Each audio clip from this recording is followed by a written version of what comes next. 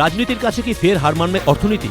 রাজকোষ ঘাটতি যখন বিপদসীমা ছুঁই ছুঁই, তখন কি লোকসভা নির্বাচনের কথা মাথায় রেখে ভর্তুকিযুক্ত সিলিন্ডারের সংখ্যা 9 থেকে বাড়িয়ে 12 করার পথে হাঁটবে ইউপিএ সরকার? বৃহস্পতিবার কেন্দ্রীয় অর্থমন্ত্রী পি চিদম্বরমের মন্তব্যের পরই এরকমই নানা প্রশ্ন উঠতে শুরু করে। যদিও শনিবার যাবতীয় জল্পনায় জল ঢেলে দিলেন কেন্দ্রীয় পেট্রোলিয়াম মন্ত্রী বীরপ্পা মৈলী। জানিয়ে দিলেন, ভর্তুকিযুক্ত সিলিন্ডারের সংখ্যা 9 থেকে বাড়িয়ে 12 করার কোনো প্রস্তাব সরকারের সামনে নেই। বছরের প্রথম দিনেই ভর্তুকিহীন সিলিন্ডারের দাম 220 টাকা বাড়ানো হয়েছে, যা নিয়ে বেশ কিছু মহল থেকে আপত্তিও জানানো হয়েছে। যদিও পেট্রোলিয়াম মন্ত্রীর দাবি, এই দাম বৃদ্ধির প্রভাব সংখ্যাগরিষ্ঠ মানুষের ওপরই পড়বে না, কারণ 90% গ্রাহকেরই বছরে 9টি সিলিন্ডারে চলে যায়। শেষ পর্যন্ত সরকারপন্থী মনমোহন সিংহ তার মেয়াদ শেষ করার আগে রাজনৈতিক বাধ্যবাধকতা না অর্থনৈতিক যুক্তি, কোনটা অগ্রাধিকার দেন সেটাই দেখার।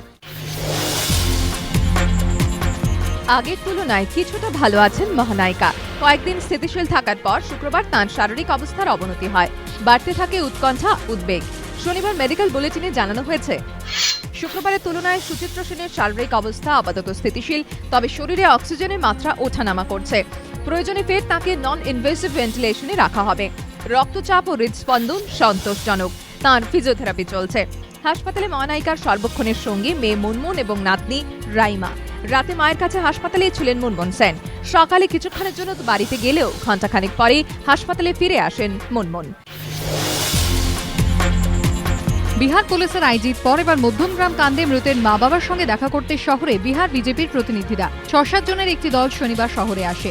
প্রতিনিধি দলের প্রত্যেকেই মহিলা। মৃত কিশোরীর পরিবার কাজের খোঁজে বিহার থেকে কলকাতা এসেছিল। মধ্যমগ্রাম কাণ্ডে খবর প্রকাশ্যে আসার পর গত বৃহস্পতিবার কলকাতায় আসেন বিহার পুলিশের আইজি জিতেন্দ্র সিংহ গাংওয়ার। নির্যাতিতার মা বাবার সঙ্গে কথা বলেন তিনি। মৃতের পরিবারের জন্য ওই দিনই 1 লক্ষ টাকা সাহায্য ঘোষণা করে বিহার সরকার। এবার ওই পরিবারের পাশে দাঁড়ানোর বার্তা দিয়ে শহরে বিহার বিজেপির প্রতিনিধি দল। এদিকে মধ্যমগ্রাম কাণ্ডের প্রতিবাদে এদিন পথে নামে বামপন্থী যুব সংগঠনগুলি।